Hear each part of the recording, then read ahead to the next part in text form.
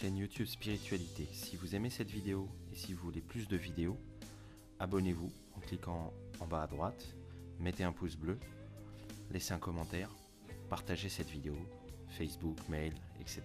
Merci de votre aide précieuse.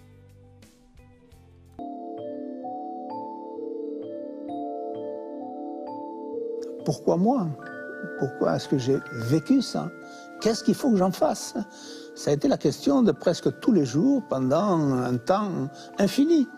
On passe pour des allumés réellement, quoi. On passe vraiment pour des gens particuliers, quoi. Un petit peu hors norme.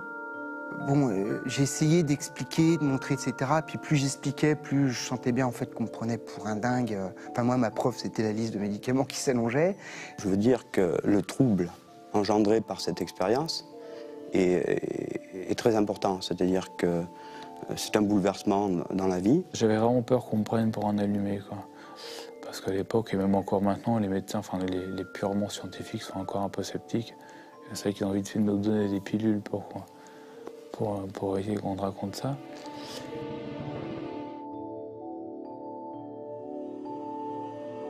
Il aura fallu attendre 1975 pour qu'aux États-Unis, le livre du Dr Moody, La vie après la vie, révèle au monde entier l'impensable. Des récits incroyables et souvent identiques de personnes qui, ayant frôlé la mort, témoignent d'une troublante expérience. Cette expérience se nomme EMI, expérience de mort imminente, ou NDE en anglais, Near Death Experience. Elle est vécue par des personnes au seuil de la mort, lors d'un coma ou d'une anesthésie. Ces personnes décrivent avoir ressenti des perceptions très fortes, comme un passage dans un tunnel de lumière, une vie à l'extérieur de leur corps, ou encore une rencontre avec des êtres d'amour. Tous sont persuadés que ce qu'ils ont vécu n'était pas un rêve, mais bien la réalité. Voilà, donc cette EMI s'est produite en 1999, c'est-à-dire il y a 10 ans. C'est un accident de santé, c'est pas un accident brutal, tout simplement une varicelle, qui est une maladie plutôt réservée aux enfants, si j'ose dire, et donc qui est dangereuse à un certain âge. J'ai fait une complication pulmonaire gravissime. Je me suis retrouvé donc dans le coma pendant 3 semaines, qui a été prolongé pour des questions de souffrance et de difficultés. Donc voilà, l'EMI a commencé dans cette phase, donc bien sûr. J'ai eu un accident de la route le 6 mai 2003. En fait, je conduisais, je revenais d'un entretien professionnel. Et en fait, je conduisais donc sur une départementale, normalement. Et à un moment donné, donc il devait être à peu près 12h30, je savais l'heure parce que j'avais regardé l'heure, parce que pour appeler mon conjoint, que j'étais un peu en retard. Et en fait, là, tout d'un coup, l'accident est arrivé. La médecine et les neurosciences doivent reconnaître le phénomène. Je pense, malheureusement, que trop longtemps, il y a eu un manque de confiance quelque part dans nos patients. Et trop longtemps, ça a été un tabou. C'est quelque chose de tellement particulier que les patients ont eu peur d'en parler, certainement aux médecins. Et je pense que ça, finalement, a changé.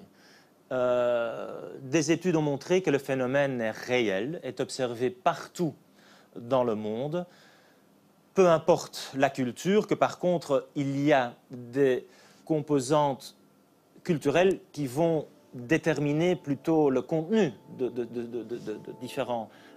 ce vécu subjectif. Mais pour moi, c'est une réalité physiologique qui mérite vraiment d'être étudiée. J'ai fait mon EMI suite à un accident vasculaire cérébral. J'ai vu les secours arriver. Je me rappelle très bien le moment où on m'a conditionné, où on m'a mis dans le matelas coquille. J'ai senti en fait l'hélicoptère qui se soulevait. Et ma dernière pensée, ça a été « c'est bon, tu t'en vas, c'est bon, on va te sauver ». Voilà. Et puis à partir de là, j'ai sombré dans le coma. Le souvenir d'après, entre le fait de « hop, je décolle, je m'en vais, c'est bon, je pars à l'hôpital », le réel d'après, ça a été ouvrir les yeux au déchocage. Et entre ces deux moments, et ben voilà, j'ai fait une expérience de mort imminente. On commence à se demander un petit peu si c'est un phénomène récent. Alors on a d'abord découvert dans une première étape qu'on a des témoignages de ce genre depuis la plus haute antiquité, en grec ou en latin, et également des témoignages dans toutes les autres cultures. Depuis la préhistoire, en passant par le Moyen-Âge, toutes les grandes civilisations ont toujours cru qu'il y avait une expérience après la mort et que cette expérience se manifestait au travers de leurs chamans ou au travers donc de personnages à qui le groupe avait dévolu ce rôle social. Voilà, en fait, à 24 ans, j'avais une vie de chef d'entreprise, autodidacte complètement, déjà bien affirmée. Et en fait, c'est un faisceau d'éléments, de difficultés, à la fois professionnelles, sentimentales, qui sont venus en quelques jours complètement m'anéantir. Voilà, je me suis retrouvé anéanti à un tel point que je me suis amené tout seul. Enfin, j'ai été amené dans la vie à vouloir mettre fin à mes jours. 1949, date fatidique pour moi, puisque j'avais 20 ans et j'ai fait mon service militaire. Une balle a explosé dans ma poitrine. L'officier qui commandait la compagnie m'a mis sur une jeep et on m'a embarqué pour aller à l'hôpital. Et puis à ce moment-là, je suis un petit peu tombé dans les pommes, dans la mesure où j'avais quand même perdu beaucoup de sang, j'étais fatigué, faible. Et je me suis retrouvé sur une table d'opération. Et puis je suis tombé à ce moment-là dans un trou noir. On ne peut pas expliquer actuellement l'expérience de mort imminente. On a des hypothèses qui pourraient expliquer certains éléments de l'expérience. On n'a aucune hypothèse qui permettrait d'expliquer l'ensemble de l'expérience. Toutes ces hypothèses, il n'y en a aucune qui permettrait d'expliquer cette étape de ce qu'on appelle donc la out-of-body experience ou la décorporation, où là, on a quand même maintenant un grand nombre de cas qui sont documentés, où des personnes ont rapporté avoir vu ou entendu des faits qui se sont produits soit à côté d'elles, à côté de leur corps physique, ou même dans d'autres lieux, pendant ce laps de temps où elles étaient, en tout cas, en mort apparente, on va dire. J'étais dans notre maison de campagne familiale, c'était un soir d'été très simple, et puis ma grand-mère découvre que le lampadaire de l'entrée ne marche pas. Et donc je lui dis, bouge pas, je vais y aller. Et comme j'étais un peu une sauvageonne, j'étais toujours pieds nus. Et donc quand je me suis approchée du lampadaire, j'ai saisi le lampadaire donc sans regarder, et il n'y avait pas d'ampoule et quelqu'un avait laissé la prise en fait attachée, donc branchée. Et ce qui s'est passé, c'est qu'en fait je devais avoir les mains un peu humides. Et comme le lampadaire était en fer forgé, le courant courait dans le lampadaire et moi j'étais pieds nus, donc ça faisait circuit fermé. Donc je suis restée collée. Puis l'électricité a couru et puis c'est comme on a tous les muscles qui tétanisent, on se met à trembler. Et puis je me suis mis à crier comme on crie dans les films d'horreur. C'était vraiment horrible, ça a résonné dans toute la maison. On a un phénomène qui est totalement reconnu par la communauté médicale et scientifique. Et en même temps, on n'a pas d'explication depuis une trentaine d'années. Donc, la conclusion, c'est qu'a priori, on peut se trouver devant un phénomène nouveau sous les yeux de la science et de la médecine. Donc, dans ces cas-là, la première des choses à faire, c'est de l'explorer, c'est d'essayer de comprendre ce qu'il y a derrière. Ce sont plusieurs épisodes, effectivement, de patients qu'on a pu prendre en charge, notamment en secteur préhospitalier, c'est-à-dire en SAMU, où on se retrouve avec parfois des réanimations cardio-pulmonaires de patients qui sont quasiment en état de mort apparente, qui sont le plus souvent assez prolongés, pour lequel on est en droit de penser que malheureusement on ne va pas pouvoir sauver le patient, et sur des récupérations parfois inespérées. On a des témoignages a posteriori des patients qui sont effectivement assez troublants, avec des rapports de perception, soit de ce qui s'est passé pendant la réanimation, alors qu'on est en droit de penser que ces gens-là manifestement ne voyaient rien, n'entendaient rien, n'avaient pas de perception sensitive ou douloureuse de ce qui se passait. Et alors qu'ils nous rapportent qu'ils ont effectivement entendu des bribes, voire, alors parfois c'est un petit peu plus ésotérique, mais effectivement des perceptions qu'on va qualifier de beaucoup plus globales et de beaucoup plus, on va dire, intrigantes, de gens vus par exemple à travers des murs, à travers des pièces, et c'est vrai que ça pose des questions. Alors, le 9 octobre 1996, quelques jours après mes 21 ans, j'ai été victime d'un accident de la voie publique. J'ai été fauché par une voiture le matin en traversant la route. J'étais presque arrivé au trottoir, d'après le rapport de la police, quand le gars m'a fauché. Donc le choc a été assez violent puisque les pompiers et le SAMU m'ont retrouvé à peu près 30 mètres de la voiture. 30 mètres du point d'impact. La violence du choc m'a plongé dans le coma tout de suite et j'ai fait durant mon coma une ENDE. Il existe peu de chiffres précis sur le phénomène. Mais en croisant plusieurs statistiques provenant de différents pays sur ces 20 dernières années, on peut estimer aujourd'hui que 4% de la population mondiale aurait vécu une EMI. Il serait 12 millions aux États-Unis et 2,5 millions en France. Toujours en France, selon une enquête hospitalière, 15% des patients ayant subi un arrêt cardiaque ont témoigné avoir vécu une EMI. Nous avons donc choisi de donner la parole à ces témoins précieux et tenter de faire le point sur les connaissances actuelles d'un phénomène que la science commence à prendre au sérieux.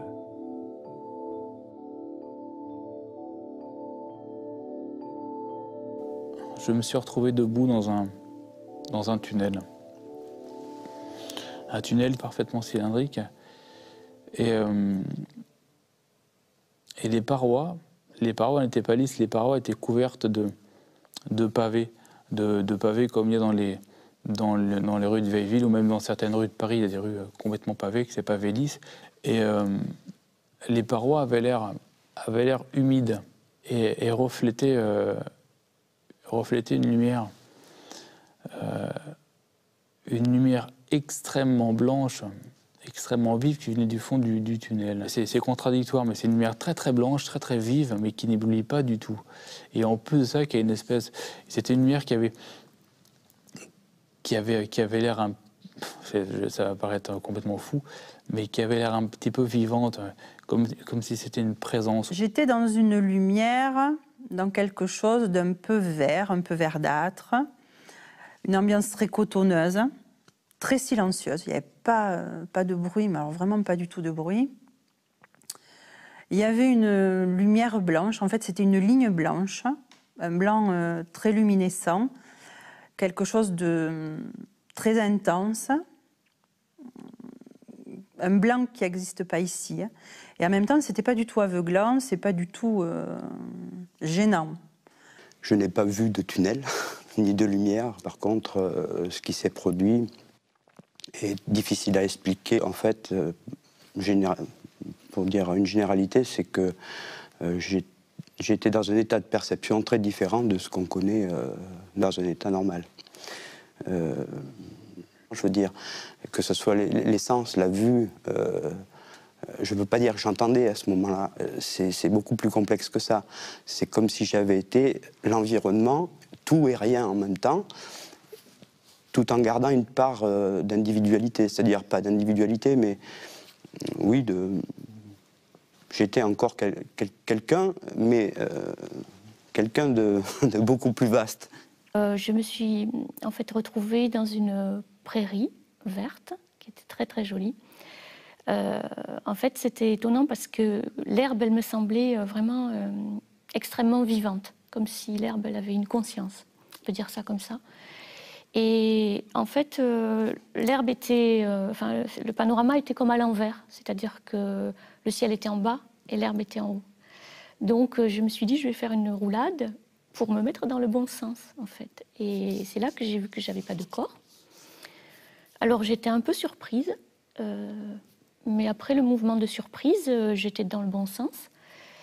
Et sans aucune transition, je ne sais pas pourquoi, j'ai été projeté vers cette lumière. Ou c'est la lumière qui est venue très rapidement vers moi, ou c'est moi qui ai été projeté vers la lumière. J'ai plutôt l'impression que c'est moi qui ai été projeté à une vitesse fulgurante vers cette lumière-là. Je me suis retrouvé derrière, debout, dans une grande prairie, un grand champ, avec de l'herbe qui était... pas de l'herbe tondue, c'est vraiment de l'herbe sauvage qui devait faire, je sais pas, 10-15 cm de haut. Très verte, avec plein de petites fleurs parsemées, des fleurs sauvages un peu partout.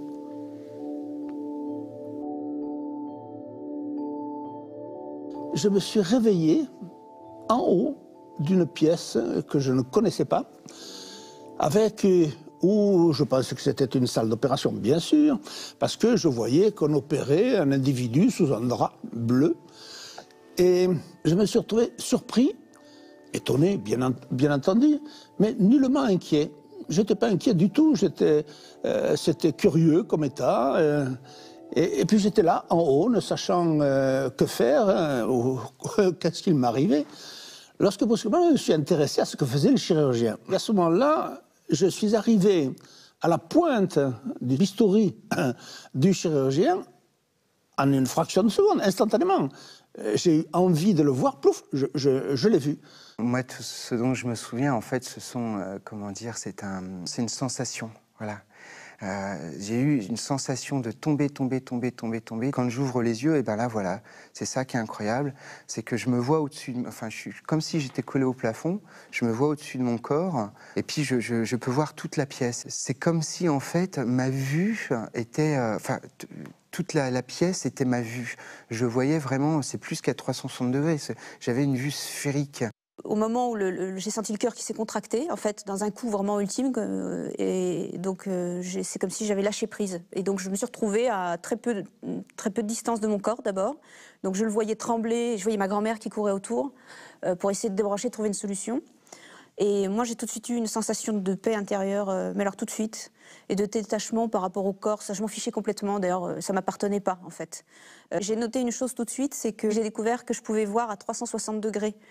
Mais ça, je l'ai réalisé après. Mais sur le coup, je voyais à 360 degrés, c'était tout à fait normal. Je voyais les choses parce que je me concentrais dessus. Mais si je ne me concentrais sur rien, je voyais tout autour de moi, au-dessus, en bas, et je flottais. Je n'étais pas les pieds sur terre. Voilà. Je pouvais voir devant, je pouvais voir à droite, à gauche, en haut, en bas, en même temps.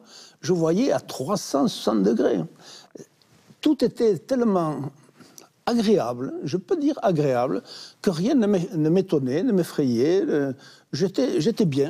Ensuite de quoi, si vous voulez, je me suis rendu compte aussi qu'il y avait que je pouvais voir des choses bizarres, comme une plaque sous la table d'opération.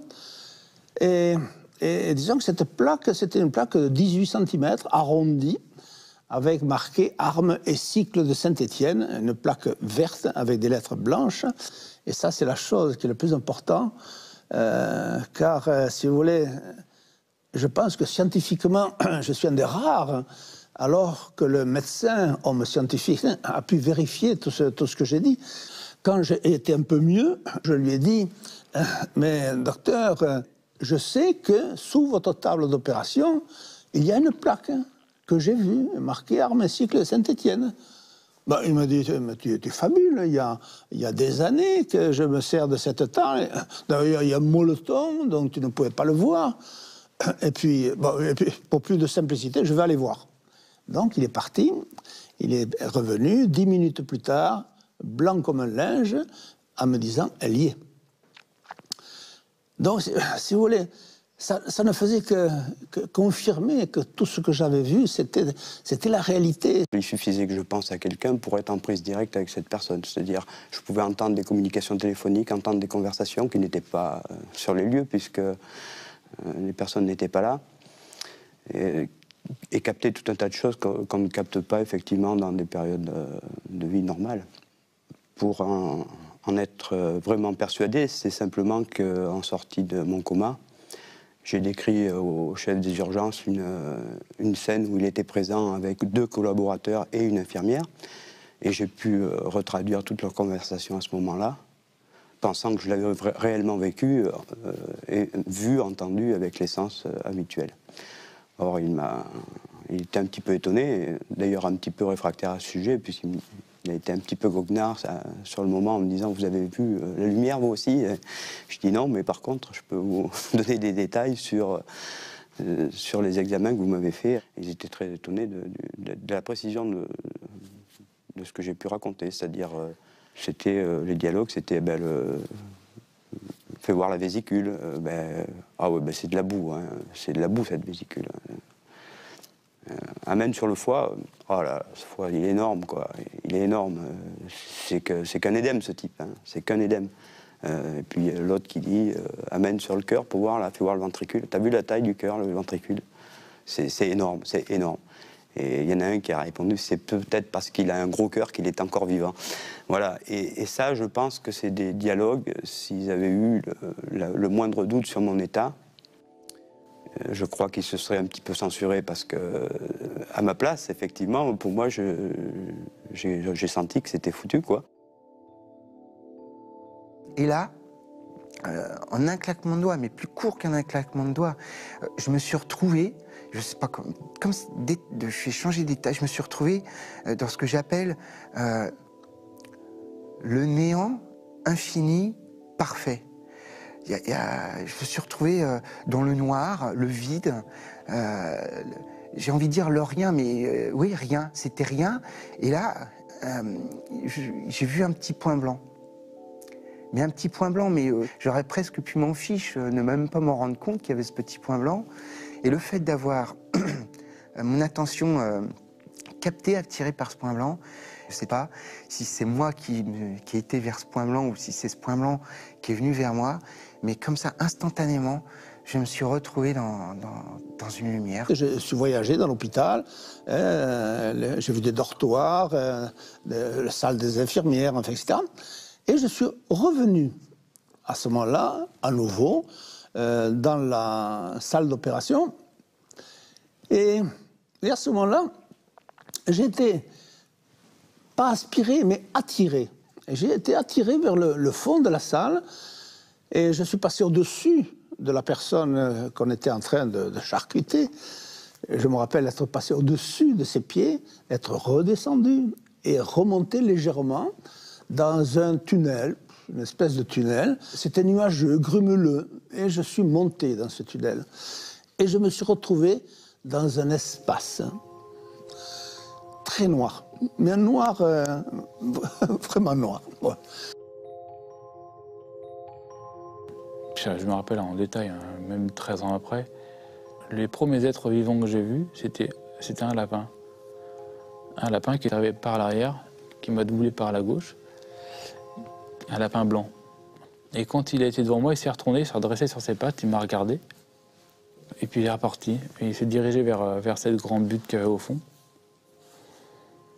Une personne est apparue devant moi, sortie de je ne sais pas où, parce qu'en face il y avait une butte et j'ai vu arriver de nulle part un personnage habillé en blanc, un personnage très très lumineux. Et ce personnage s'est rapproché de moi. Mais vraiment comme si elle flottait légèrement au-dessus du sol. C'était une femme habillée avec une robe, un genre de robe tout en voile blanc, translucide, et robe qui descendait au ras de l'herbe. Et quand elle a été je sais pas, à une distance où j'ai pu la reconnaître, j'ai reconnu Claudie. Claudie, c'était ma tante qui s'était suicidée 6 ans auparavant, je crois, 90. Et au bout de cette lumière blanche, il y avait un halo. Et dans ce halo, il y avait des silhouettes. Et c'était mais que des personnes qui me connaissaient sur le bout des doigts, parfaitement bien. Moi, je ne les connaissais pas. Je n'avais pas le sentiment, en tous les cas, de les connaître. Donc je me suis dit, je vais y aller, je vais aller voir comment ça se passe. Et en même temps, je savais que si j'allais au bout de cette ligne blanche, je ne reviendrais jamais. Je savais que je partais vers la mort. J'en étais consciente de ça. Mais j'avais absolument pas la nostalgie ou de la peine de quitter mon entourage, mon boulot, ma maison, mes amis, tout ce que je peux avoir ici. Et donc, j'ai commencé à m'approcher un petit peu de ce halo et de ces silhouettes. Et plus je m'approchais, et mieux j'étais. Et j'ai regardé devant moi, parce que je ne savais pas où j'étais. Et donc, au loin, j'ai vu des êtres qui arrivaient vers moi. En fait, ils avaient, on va dire, comme une espèce de silhouette humaine. Mais bon, on ne peut pas dire comme nous, avec des bras, des jambes et tout ça. J'ai pas vu ça. J'ai vu juste une espèce plutôt de forme qui ressemble à une forme humaine. Et donc, ils étaient blancs, mais blancs lumineux. En fait, blanc, je ne sais pas trop comment le décrire. Peut-être comme une lumière de plateau. Ou comme la lune. Un peu comme ça, blanc, encore plus lumineux que ça. Quand je les ai vus au loin de cette clairière, et ils sont arrivés en glissant, on va dire, sur l'herbe. Ils ne marchaient pas vraiment.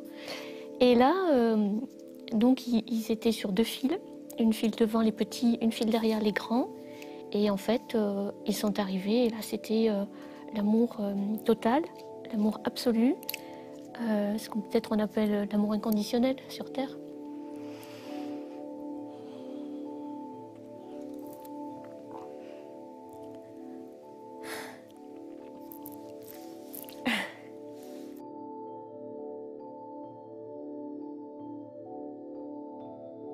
À un moment, sur la droite, est apparue une forme qui ressemblait, ça peut ressembler à une personne, mais c'était comme un nuage rose tyrien.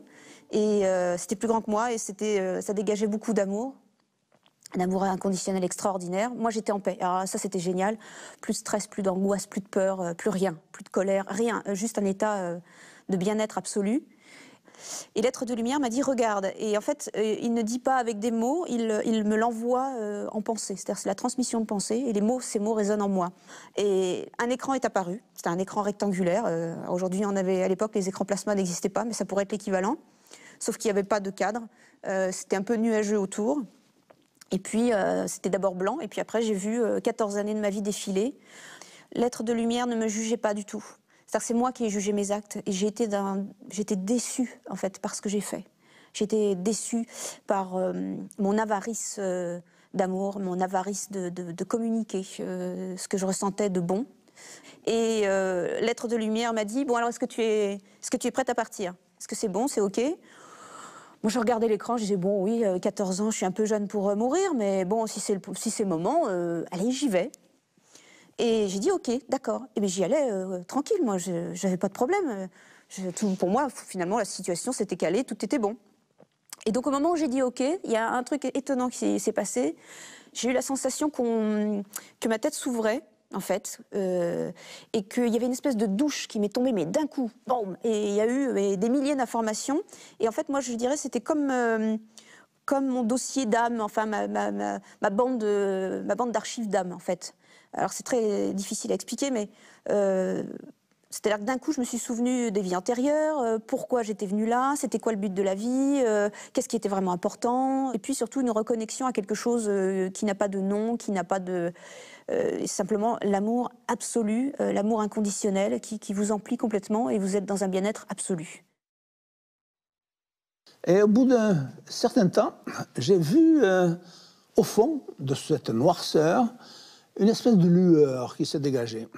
Et puis cette lueur a grandi, a grossi. Et elle s'est transformée, elle s'est un petit peu restreinte, et elle s'est transformée en lumière. Mais une lumière d'une puissance, pire que les spots qui nous entourent. Et alors, elle s'est approchée de moi, et au fur et à mesure que cette lumière s'approchait de moi, j'étais de plus en plus heureux. Mais un bonheur qui était pas terrestre, je ne peux pas dire, je n'ai jamais connu cela. Cette lumière, il y a eu une discussion avec elle, il y a eu un échange, et surtout le sentiment que j'avais, c'était que cette lumière m'aimait. Et près de cette lumière, brusquement, je me suis rendu compte que je savais tout, je connaissais tout. Je connaissais tout, la botanique, les mathématiques, j'avais la science infuse, absolument.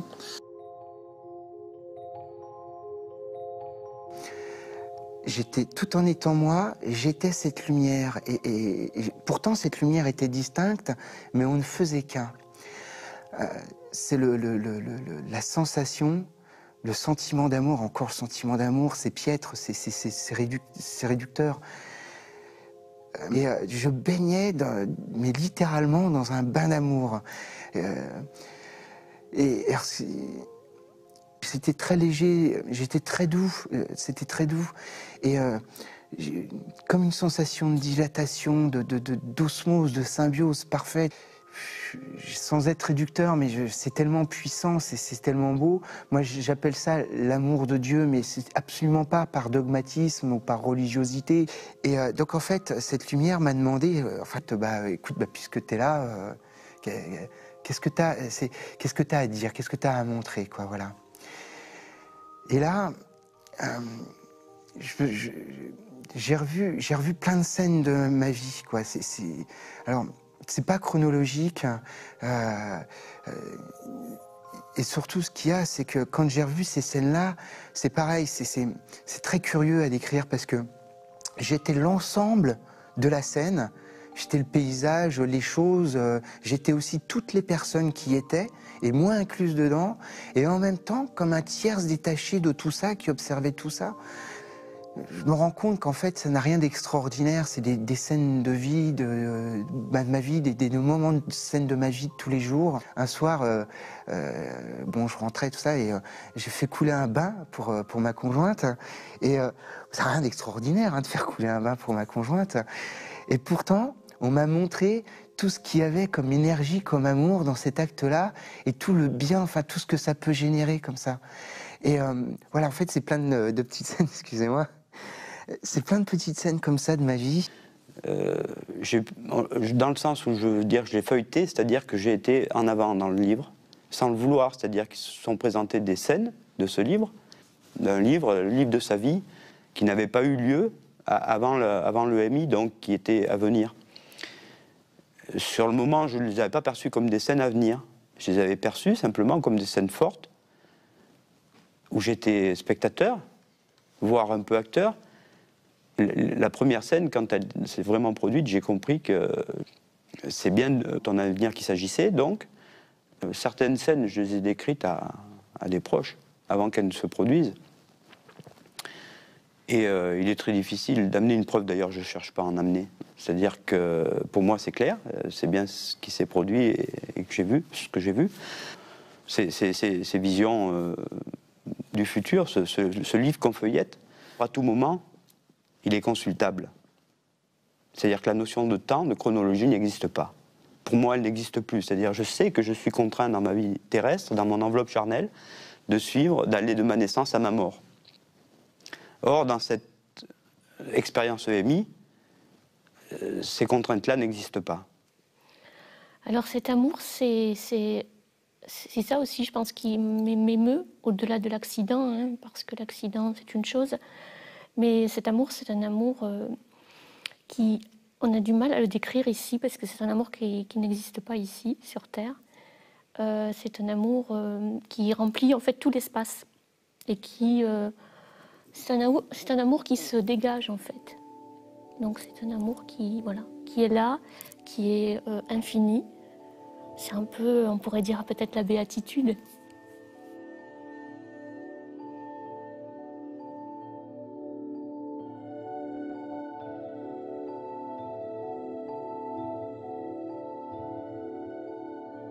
Elle était très belle, très lumineuse, elle n'avait aucun signe de vieillesse, une peau très blanche. Elle ne m'a pas dit beaucoup de choses. Elle était très directe, elle m'a dit « je ne veux pas que tu ailles plus loin. Je te laisse regarder autour de toi, mais il faut que tu fasses demi-tour, Sandrine t'attend. » Sandrine, c'était ma petite amie de l'époque, et c'était l'argument pour que je fasse demi-tour. Ce qui est dramatique, c'est que je suis persuadé que si elle m'avait donné comme argument une autre personne, mes parents, mon frère, ma soeur, mes grands-parents, j'aurais pas fait demi-tour, ça me fait peur quand j'y pense maintenant. Et j'ai fait demi-tour, je me suis réveillé. C'était début décembre 1996. Effectivement, au cours de l'EMI, il y a eu un événement effectivement qui est marquant. J'ai des difficultés à les replacer chronologiquement, mais celui-là, je sais à peu près à quel moment il s'est situé. Il s'est situé vraiment à la fin de l'expérience, peu avant la sortie du coma. J'ai rencontré, dans cette phase de perception, quelqu'un qui m'a dit, là, il faut faire un choix. Ou vous rentrez, ou vous restez. Et ce choix, il me paraissait simple. Je rentrais, puisque j'avais envie... La difficulté dans cette EMI, c'est qu'on a contact avec tout le monde, on entend, on voit, on ne communique pas. Et quelque part, le choix que j'ai fait de revenir, c'était probablement pour mes enfants, parce que quelque part, j'avais besoin d'être là pour mes enfants, et ce qui après m'a paru un peu stupide d'ailleurs, à vrai dire, après avoir fait le choix.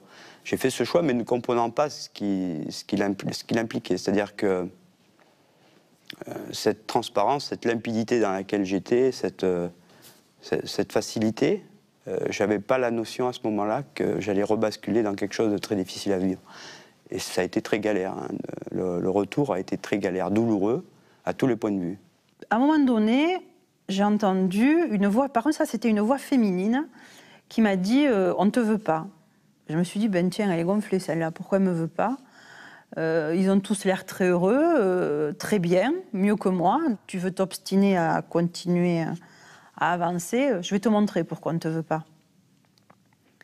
Et donc à ce moment-là, j'ai vu ma tombe, mais vraiment ma tombe, il n'y avait aucun doute, c'était vraiment la mienne. Et devant cette tombe, il y avait 2 enfants, qui sont les enfants de ma meilleure amie d'enfance. Et ces 2 enfants, ils étaient mais alors extrêmement malheureux, ils pleuraient tout ce qu'ils savaient. Et donc, comme c'était vraiment très douloureux et inconcevable pour moi de les laisser dans cet état-là, j'ai pris la décision, parce que c'est vraiment une décision, de faire le chemin inverse, de revenir à la vie. Et c'est là où c'est difficile, parce que la difficulté, en revenant, en faisant le parcours inverse, c'est qu'on reprend possession de son enveloppe corporelle, avec tout ce qui va avec, tout l'environnement, le bruit, après la douleur physique, tout ce qui est autour. Moi, j'ai vécu ça comme une agression, réellement comme une agression. Malheureusement, ou heureusement, on va dire les deux, parce qu'il faut donner 50-50, ma grand-mère a trouvé un moyen avec mon frère de me débrancher, débrancher le corps, en fait. Et comme le corps, sensiblement, est encore viable, ça a été immédiat, c'est comme un aspirateur, je suis repartie direct dans le corps. Et là, ça a été terrible pour moi, parce que d'abord, j'étais prête à partir, donc j'étais dans l'idée de partir, mais c'est surtout la souffrance physique que j'ai ressentie. D'abord, j'avais l'impression de réintégrer une boîte de sardines, c'était vraiment cet effet-là, trop petit, froid, dur, et puis en plus, et j'avais surtout la sensation d'être extrêmement mal encastrée dans le corps. C'est-à-dire j'ai l'impression d'avoir la tête au-dessus du crâne, en fait, et d'avoir mes yeux au-dessus du crâne. Et je voyais rien, j'étais aveugle, je les voyais pas. Je les entendais, je les sentais, mais je les voyais pas. Puis au bout d'un moment, j'ai fini par terminer de me réintégrer dans le corps. Et puis voilà, et puis c'était fait. Et au bout de certain temps, cette lumière s'est éloignée. Et je me suis rendu compte que ce n'était pas la lumière qui s'éloignait, c'est moi qui repartais, et c'est moi qui recommençais à redescendre dans le tunnel avec une tristesse infinie. J'ai réintégré par la fontanelle. Et je suis rentré dans ce corps qui est devenu mon corps, et j'ai épousé ce corps, souvent, comme je le dis, comme on épouse un gant, comme une main épouse un gant. Et j'ai recommencé à souffrir à partir de ce moment-là. Alors après, donc tout s'est arrêté tout d'un coup, c'est-à-dire que j'ai quitté cet endroit, j'ai quitté ces êtres merveilleux, et je me suis retrouvée de nouveau dans la voiture. Et là, c'était très violent, parce que la douleur, déjà, c'était intolérable, la douleur dans le corps. Et en fait, il y avait quelqu'un à côté de moi, un pompier, qui m'a dit, en fait, ouvrez les yeux, il faut ouvrir les yeux. Donc j'ai ouvert les yeux et j'ai vu le volant déformé. J'ai compris tout de suite que c'était très lourd, parce que j'ai vu tout de suite un peu comme ça la voiture qui avait l'air déformée et la douleur qui était vraiment immense dans tout mon corps. Donc j'ai compris que c'était grave. On m'a emmené, j'ai pas de mots, mais on m'a emmené dans l'univers création. Et en fait, j'étais à la fois ce tout, cette immensité parfaite, cette infinité, et je me suis senti traversé, mais d'une énergie. Ce bain d'amour dans lequel je baignais m'a été encore plus fort de cette énergie, je vous assure. Et là, j'ai réintégré mon corps.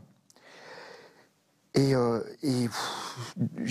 depuis que j'ai intégré mon corps, je vous assure, je mesure et je pèse le sens et le poids de l'incarnation. C'est moi qui dis que c'est atroce, parce que j'ai conscience d'où je viens et ce que j'ai vécu. Et je me sens tellement limité, c'est pénible. Bon, maintenant j'ai appris à vivre, hein, mais c'en est presque douloureux et déprimant au début, quoi, voilà.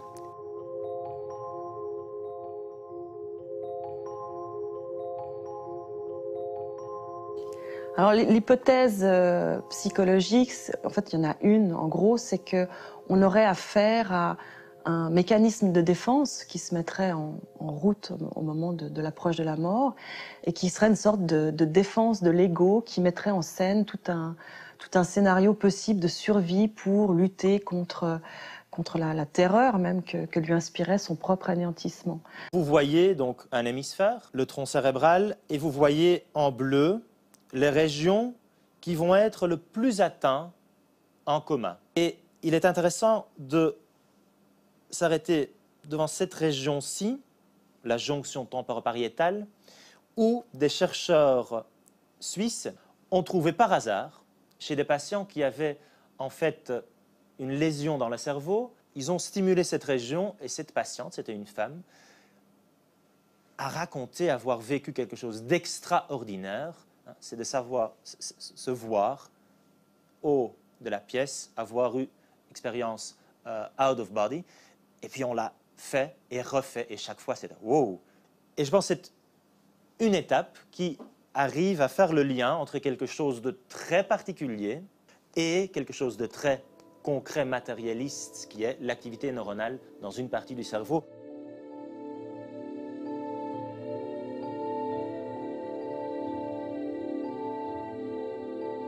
J'avais vraiment peur qu'on me prenne pour un allumé, quoi. Déjà, ma mère m'avait dit, tu fais attention à qui t'en parles pas au docteur de ce que tu viens de nous raconter. Hein. Ce qui fait qu'on met du temps à en parler, en fait, c'est que on a peur du regard des autres et du jugement de valeur des autres. Elle fume, elle boit, elle n'est pas bien, elle est normale, elle n'est pas normale. Moi, je me suis retrouvée confrontée, c'est vrai, à une certaine solitude par rapport à cette expérience, parce que je ne voyais pas très bien à qui en parler. Je n'étais pas trop branchée pour en parler à des prêtres. Après, je me disais, les personnes, on va dire, qui ne l'ont pas vécu, ils ne comprennent pas trop bien pourquoi c'est si important et si bouleversant. Et pourquoi ça change tant les choses? J'ai étudié pendant 20 ans plusieurs centaines de témoignages. Et il y a beaucoup d'éléments qui sont concordants, qui laissent penser qu'on peut appréhender ce phénomène d'une manière très simple, sous la forme d'une perception globale d'information. Une perception globale, c'est très simple. Ces personnes vous disent qu'elles ont perçu ce qui s'était passé autour d'elles. On sait en même temps qu'elles n'ont pas pu le voir avec les yeux, qu'elles n'ont pas pu l'entendre avec les oreilles. Donc, le protocole de recherche que nous sommes en train de mettre au point et de lancer va porter essentiellement sur une tentative d'objectivation des perceptions vérifiables durant une expérience de mort imminente. Les étapes du protocole de recherche que Jean-Pierre Jovin propose et pour lequel on essaie de s'inscrire dans une communauté médicale, c'est, première chose, essayer de définir l'état de mort imminente. C'est quoi? Déjà, ce ne sera pas très simple, il va y avoir un travail collectif là-dessus. Deuxième chose, c'est d'essayer de démontrer, si elles existent, c'est la vraie hypothèse générale de départ, que les perceptions neurosensorielles qu'il y aurait autour des états de mort imminente existent vraiment et qu'elles sont différentes de celles que l'on connaît. L'audition devient différente, les sensations visuelles deviennent différentes. Il y a peut-être cette notion de perception globale des sens qui est différente. Tout ça, c'est des choses que l'on imagine ou que l'on croit comprendre par les retours d'expérience des patients, mais il faut dire ça existe ou ça n'existe pas. Et une fois qu'on aura répondu à cette question, si ça existe, et si on peut avoir quelque chose qui permet de le quantifier et de le mesurer, c'est de recueillir des données médicales et des données auprès des patients au plus proche de ce qu'ils ont vécu et non pas des années après.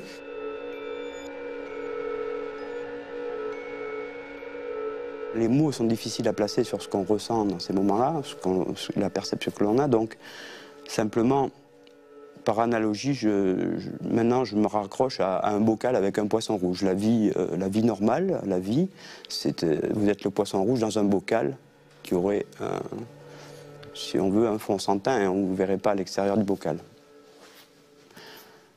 Vous faites l'expérience. Vous êtes à la fois dans le bocal et hors du bocal, c'est-à-dire vous avez une perception de l'océan. C'est comme si le bocal était posé dans l'océan et vous avez accès à l'océan. Rien n'a changé dans le bocal. Votre perception du bocal est la même. Elle est vue avec un environnement beaucoup plus vaste et une vue différente de ce qu'est notre environnement. Je me suis rendu compte qu'il y avait vraiment un très gros problème avec le vocabulaire qui est employé dans ces récits. Et que souvent, on a des récits qui sont assez stéréotypés, que finalement, tous les témoins emploient un peu le même vocabulaire, et que quand on creuse, assez vite, on a des descriptions qui s'éloignent beaucoup. Et on se rend compte que c'est des phénomènes qui sont beaucoup plus complexes que ce que l'on croit.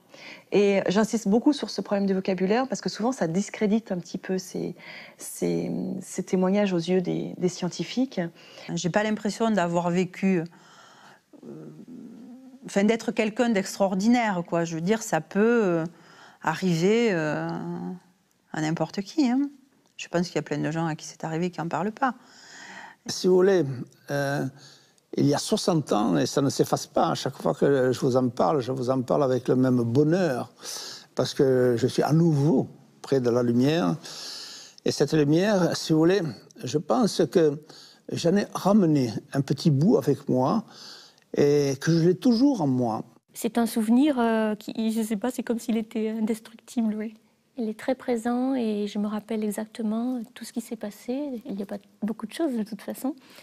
Et c'est un souvenir, oui, qui reste vraiment aussi intense, toujours.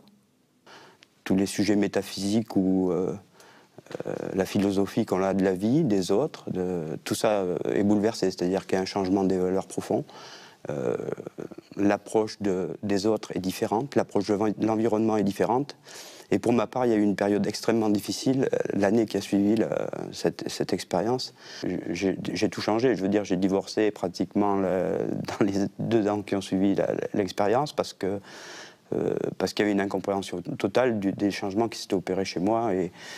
Et puis moi, j'avais tellement changé effectivement que j'avais des difficultés dans mon couple. Je me suis rendu compte, c'est que souvent, même si les gens disaient avoir vécu quelque chose de merveilleux, de fabuleux, que c'était un cadeau extraordinaire, dans le quotidien, elles ne le vivaient pas aussi bien que ça. Et qu'il y avait finalement, dans certains cas, une réelle détresse.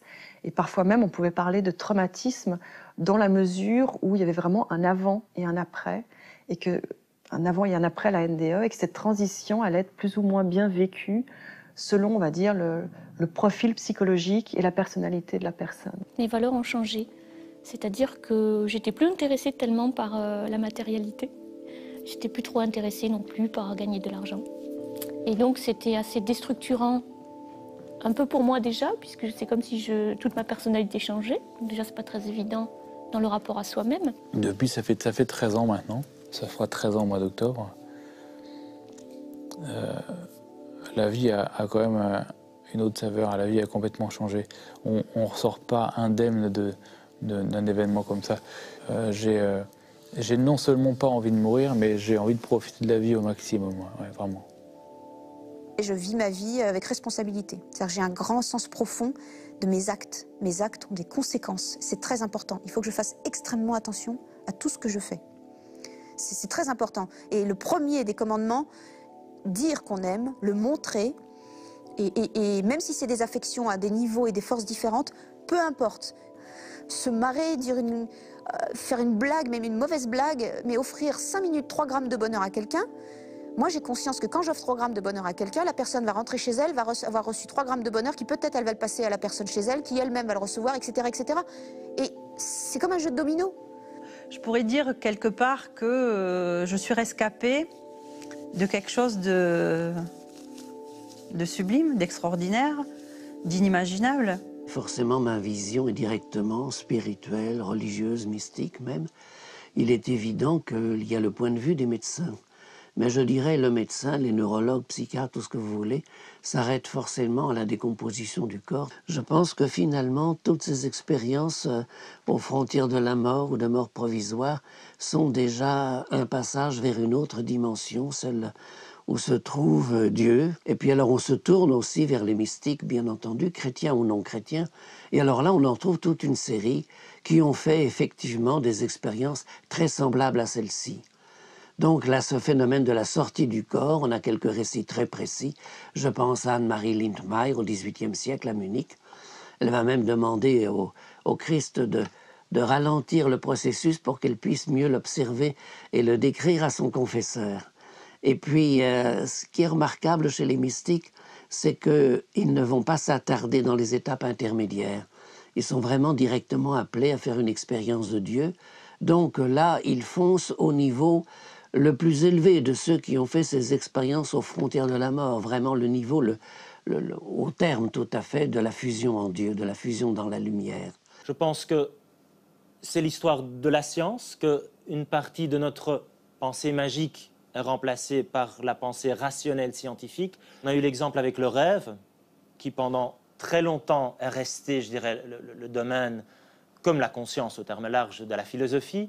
Et bien maintenant, finalement, on a les outils. Et avoir les outils, c'est très important en science. Ce qui faisait que Galiléo était un très grand astronome et a pu faire des découvertes extraordinaires, c'est parce qu'il avait des lentilles, des télescopes. Et maintenant, nos télescopes, c'est quoi? C'est ce genre de scanner qui permet de zoomer avec de plus en plus de détails sur l'activité de ce cerveau qui est l'objet le plus complexe qu'on connaît dans l'univers. Certes, on n'a pas encore tout compris de l'activité dans ces milliards de neurones et ces centaines de milliers, de milliards de connexions, mais petit à petit, on va dans la bonne direction et je reste là, un scientifique rationnel mais optimiste. Pour moi, c'est la suite, c'est-à-dire que dans ma compréhension et dans ma croyance d'aujourd'hui, c'est que la vie ne s'arrête jamais en fin de compte. La vie est comme un cercle et donc à un moment donné, on est ici dans des corps évidemment, et puis à un autre moment, on est ailleurs, dans d'autres plans. On passe d'un état à un autre. C'est-à-dire que on est toujours en vie. En plus, je suis la même personne. Je passe de l'autre côté au départ, j'ai les mêmes réflexions, j'ai les mêmes sentiments, mais on a enlevé la peur. La peur, ça appartient au corps. Le stress, ça appartient au corps. Donc c'est la même chose. Je suis en vie d'un côté, d'une façon, et je suis en vie de l'autre côté, d'une autre façon. C'est de passer de l'autre côté du miroir. C'est tout. On passe une porte, voilà. Une porte invisible. C'est comme passer un portique d'aéroport. Voilà. C'est exactement la même sensation. Il est évident que cette NDE, ensuite, on la retrouve à toutes les époques, et plus particulièrement au Moyen-Âge, dans les ars moriendi. Les ars moriendi, c'était l'art de bien mourir. C'était écrit en latin, et pour permettre aux personnes de mieux s'en aller, je dirais, on racontait ce genre d'expérience. C'est ce qui se passe d'ailleurs en ce moment aussi. C'est de la même... C'est un espoir, cette expérience, pour ceux qui vont s'en aller. C'est plus la désespérance de se dire « ça y est, je suis au bout, c'est fini, on n'en parle plus ». On y croit, on n'y croit pas, peu importe. Mais à la fin, la personne a besoin de s'accrocher à quelque chose. C'est l'évidence. La mort, alors actuellement, non, la mort ne me fait absolument pas peur. Voilà, je ne la cherche pas, je ne fais rien. Voilà, c'est pour moi. Puis la mort, ça veut rien dire. Ça ne veut rien dire. La mort, ça n'existe pas. C'est juste passer d'un état à un autre, c'est tout. Voilà, c'est rien de plus. C'est quitter la maison. Là, ça c'est ma maison, c'est ma petite boîte, c'est mon vêtement. Mais c'est tout. Ça détermine pas ce que je suis moi. Ce que je suis moi, c'est bien plus que ça. La vie ne se termine pas avec la mort. C'est une autre chose. C'est un passage, c'est une étape, mais ce n'est pas la même chose. Je le ressens comme une étape, c'est-à-dire que ce n'est pas une croyance aujourd'hui, c'est une certitude pour moi. C'est-à-dire que, et c'est pour ça, je pense que les craintes sont complètement abolies chez moi, les craintes que je peux avoir pour moi-même ou pour même mon entourage. C'est-à-dire que le fait de perdre quelqu'un de cher ne m'effraie pas vraiment, compte tenu de l'expérience que j'ai vécue. Et je vois bien qu'il y a eu un temps, après l'expérience, où j'ai vraiment intégré, j'ai cheminé, j'ai digéré, j'ai appris à vivre avec, j'ai appris à vivre avec moi-même, j'ai appris vraiment, voilà, j'irais à trouver un centre d'équilibre, un point d'équilibre, voilà. Alors, ça rend pas la vie plus belle, hein. La grande différence, c'est que j'ai des choses qui sont plus fortes que ces problèmes-là. J'ai des choses plus belles qui prennent le dessus, voilà. Pour conclure, j'ai suffisamment entendu de témoignages concordants pour avoir la certitude qu'il y a de toute façon quelque chose à chercher là derrière. On ne peut pas se contenter d'explications simplistes, qu'elles soient rationalistes en disant oui, bon, c'est des hallucinations, on n'en parle plus, ou c'est les médicaments, on n'en parle plus, ou alors c'est la conscience, c'est l'âme qui sort du corps, on n'en parle plus. Ça, c'est pas des explications. On est médecin, on est scientifique. Il y a un certain nombre de phénomènes répétitifs qui sont consistants, qui sont cohérents. il faut les explorer. C'est ma seule conviction intime, c'est qu'il y a quelque chose à trouver là derrière. On ne peut pas laisser tomber ces expériences en les jetant d'un revers de main. Quand j'en parle en tant que scientifique, c'est clair, je n'ai aucune preuve, et là, en tant que scientifique, je doute. Après, dans mon ressenti personnel, je dirais que mon ressenti est qu'il y a quelque chose après. Chaîne YouTube Spiritualité. Si vous aimez cette vidéo et si vous voulez plus de vidéos, abonnez-vous en cliquant en bas à droite, mettez un pouce bleu, laissez un commentaire, partagez cette vidéo, Facebook, mail, etc. Merci de votre aide précieuse.